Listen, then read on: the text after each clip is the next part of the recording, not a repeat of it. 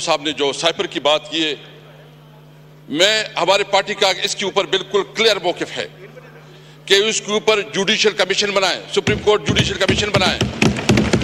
आए अगर आप तैयार हैं तो उस पर जुडिशियल कमीशन बनाएं।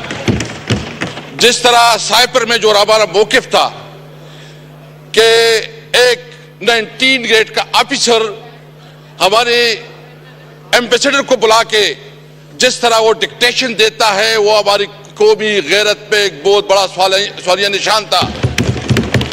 क्या हम पाकिस्तानी इस तरह ट्रीट होंगे?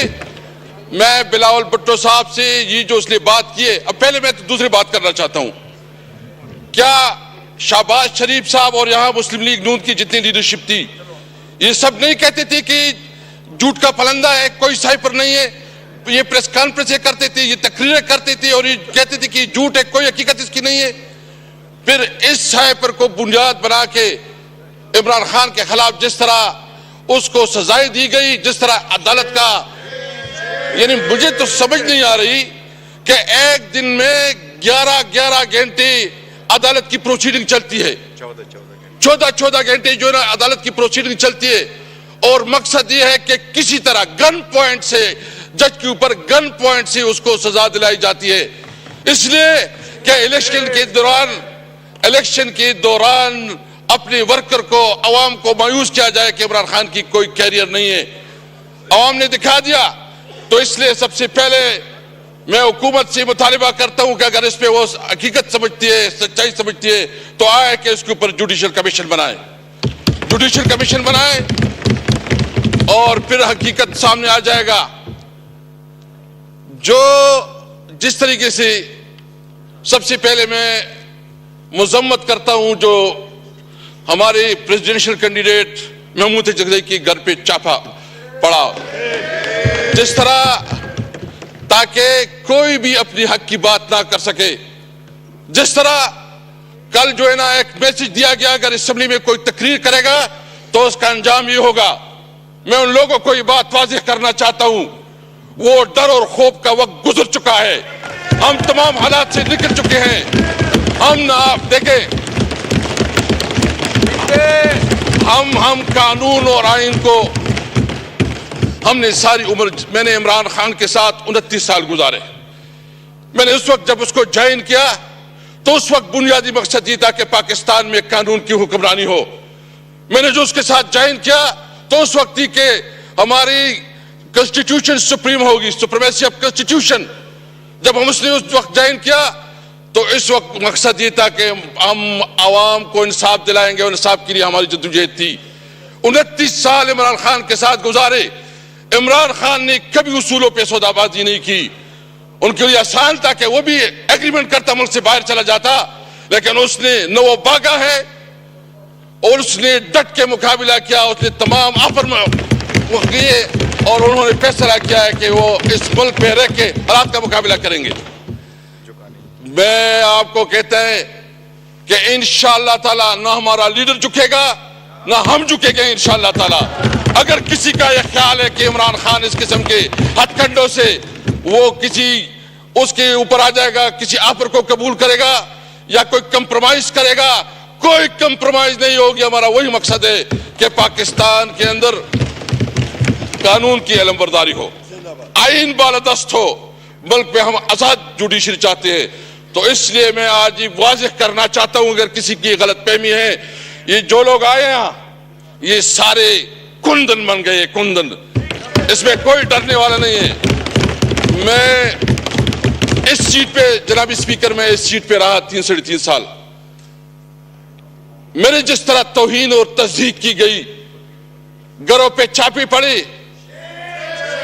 गिरफ्तार किया गया, आधी आधी रात को उठाया जाता था, दबाव में लाया जाता था कि अपनी पार्टी बनाओ, दबाव में लाया जाता था कि तारिक इंसाफ छोड़ो, और दबाव में लाया जाता था कि परवेज खटक को शामिल करो। मैंने उस वक्त ये कहा था कि मेरी जिंदगी सबसे ज्यादा उम्र इमरान खान के साथ गुजारी है। मैं अपनी गैरत और अपने कमिटमेंट की बुनियाद पर मैंने कहा कि मैं मर जाऊंगा, इमरान खान को नहीं छोड़ूंगा। लेकिन मैं ये पूछना चाहता हूं कि अगर इस किस्म के ओहदों की भी तौहीन आज मेरे साथ, कल आपके साथ होगा, खुदा ना करे। क्यों क्या करे? ओहदों की मैंने उसको कहा आप मेरी तौहीन नहीं कर रहे हैं, आप पाकिस्तान की तौहीन कर रहे हैं, आप पाकिस्तान की इस ओहदों की तौहीन कर रहे हैं, क्योंकि आपके सामने जो हम लोग जो पॉलिटिशियन हैं ये बिल्कुल आप किसी दरोइतना में नहीं समझते। इसलिए ये बात बिल्कुल वाज़ेह होना चाहिए। और मैं एक और बात भी करना चाहता हूं कि ये सिर्फ अभी नहीं, अभी हमारी शुरुआत हो चुकी है। इंशाअल्लाह हम एक बहुत बड़ी तहरीक बनाना चाहते हैं और इसमें हम उन तमाम पार्टियों को दावत देना चाहते हैं जो पार्टियां इस इलेक्शन के ऊपर कंसर्न रखती है। वो बलूचिस्तान की पॉलिटिकल पार्टीज हो, वो सिंध की पॉलिटिकल पार्टीज हो, वो पंजाब और खैबर पख्तूनख्वा से हो, हम सबको इकट्ठा करेंगे आईन की बालादस्ती के लिए, हम सबको इकट्ठा करेंगे आजाद अदलिया के लिए, हम सबको इकट्ठा करेंगे सिविलियन सुप्रीमेसी के लिए इंशाअल्लाह ताला, हम सबको इकट्ठा करेंगे। ये बात भूल जाएं, ये तो आगाज है। ये जहां बैठे हैं फार्म 47 वाले, मैं बहुत माजरत से कहता हूं, इनको अपनी बीवी और अपने बच्चे भी मैंने नहीं समझते। इनको पता है, इनकी अपनी जमीन भी, इनको जो कराची में हमारे मैंडेट पे डाला गया है, डाका डाला गया है, इनसे पूछे, उनको पता है कि वो हारे हुए हैं।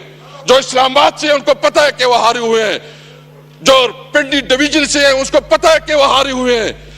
उसने जो वजीर आजम बनाया किया, उस वजीर आजम की कोई से है, उसकी कोई वैल्यू है, उसकी कोई अखलाकी कुव्वत है? मैं यहां सबसे पूछना चाहता हूं कि थोड़ी आपके अंदर कोई जमीर जाग रहा है कि नहीं जाग रहा? कोई शर्म, कोई चीज महसूस हो रही कि नहीं हो रही? आप किस किस्म की जो है ना इस मुल्क को इस बहरानों से निकालेंगे?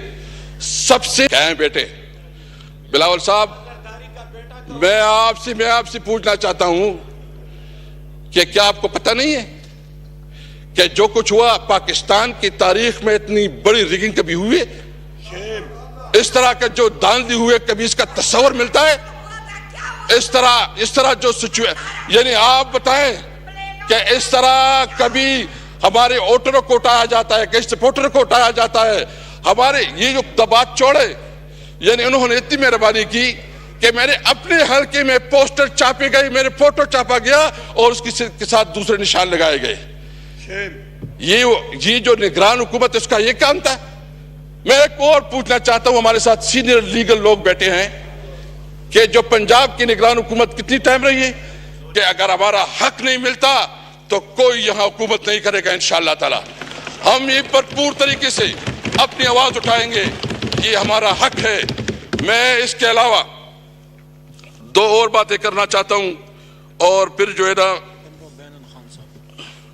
ये जो इमरान खान के ऊपर मुख्तलिफ केसेस बनाए गए हैं जिसमें कोई हकीकत नहीं है, जो कि मनगढ़ंत है, जो बेबुनियाद है, जिस तरह उसके खिलाफ मीडिया कैंपेन चलाया गया, एक नैरेटिव बनाई गई, वो इमरान खान जिसने इस मुल्क को शौकत खान अस्पताल दिया जो कैंसर की मरीजों के लिए मुफ्त इलाज, वो इमरान खान जिसने इस मुल्क के लिए वर्ल्ड कप जीता, वो इमरान खान जो ट्रेडमार्क है पूरी दुनिया में इमरान खान का नाम पहचाना जाता है, उसको दहशतगर्द डिक्लेयर किया।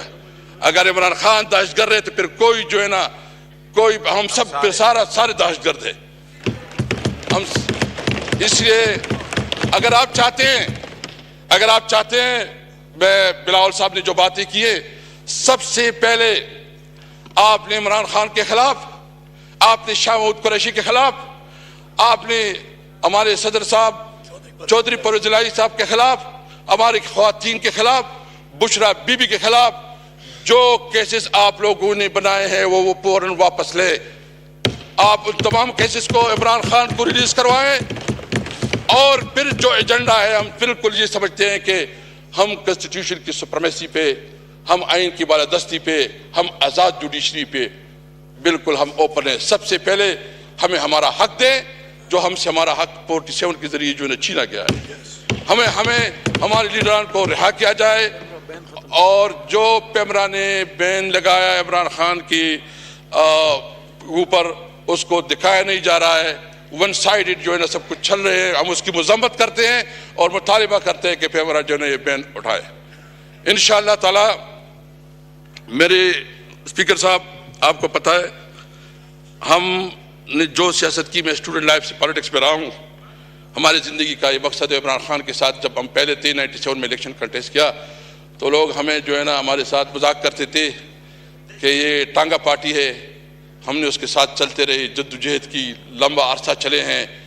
हम इस मुल्क में आइन और कानून के लिए इंशाल्लाह अपने जद्दोजहद जारी रखेंगे। ये गलतफहमी दूर होनी चाहिए कि हम किसी दबाव और किसी के प्रेशर की वजह से अपने मौक़िफ़ से पीछे हटेंगे। अस्सलाम वालेकुम।